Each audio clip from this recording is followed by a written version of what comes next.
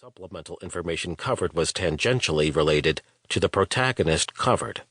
For example, the case study on Otis Gates included a section about the Pullman porters, after it was mentioned that Gates's father held that occupation.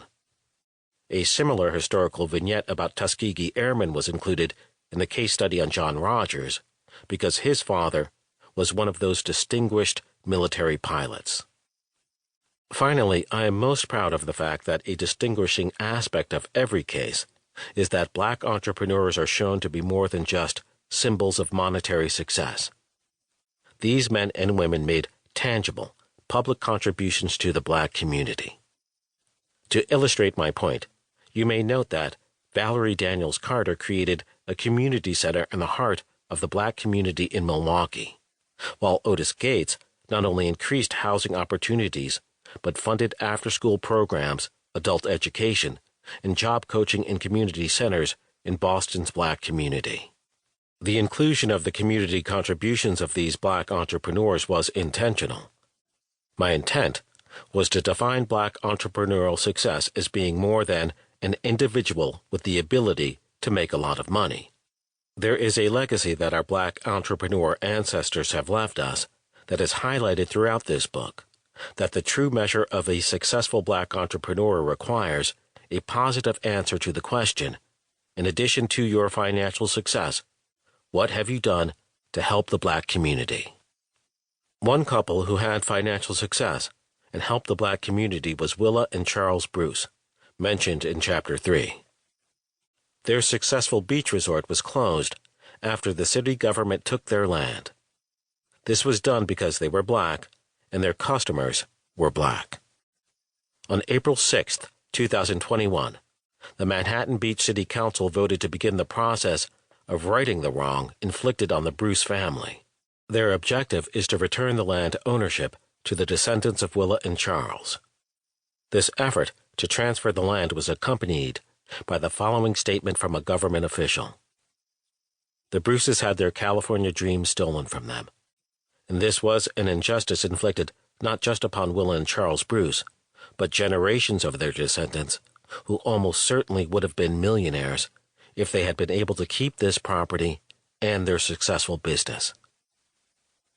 I strongly believe the right thing to do is for the county to return this property to the Bruce family. Hopefully, the publicity about this injustice will also teach people about Willa and Charles, two successful black entrepreneurs who are not athletes or entertainers, but great business people.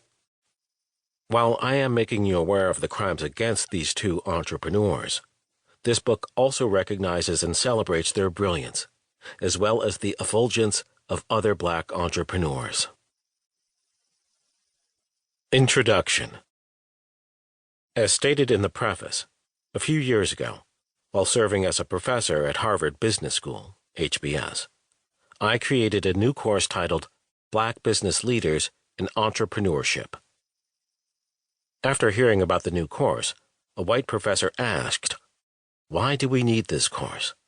What is the difference between black and white entrepreneurs?" In response, I identified the following. 1.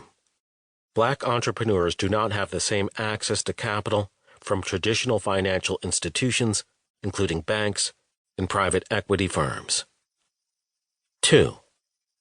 Many black entrepreneurs who want to sell to white customers must practice racial concealment to be successful. 3. Successful black entrepreneurs who are not athletes or entertainers are virtually invisible in the minds of the mainstream public. All of these forces have a negative impact on black entrepreneurship, which, in turn, hurts the black community and the entire country. For centuries, black entrepreneurs have contributed to the growth of the American economy. That is the reason why all of America should care about the success of black entrepreneurs. Therefore, this book is not only for black audiences, but for every person interested in learning about great entrepreneurs who have made the U.S. a better country. This book leverages the rich data learnings from HBS coursework and case studies included in almost To keep listening to this audiobook, I've left you a link in the description so you can do it at no cost thanks to Audible's 30-day free trial.